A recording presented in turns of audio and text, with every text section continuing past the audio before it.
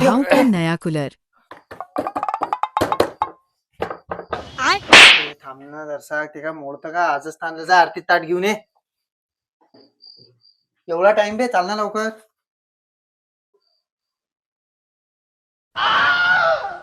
नाही काय बली गिली देणार आहे का तुले याची पूजा कर ना कूलर आणलं ना आपण नव करोशा आरती चालू. एक सेकंड भाऊ.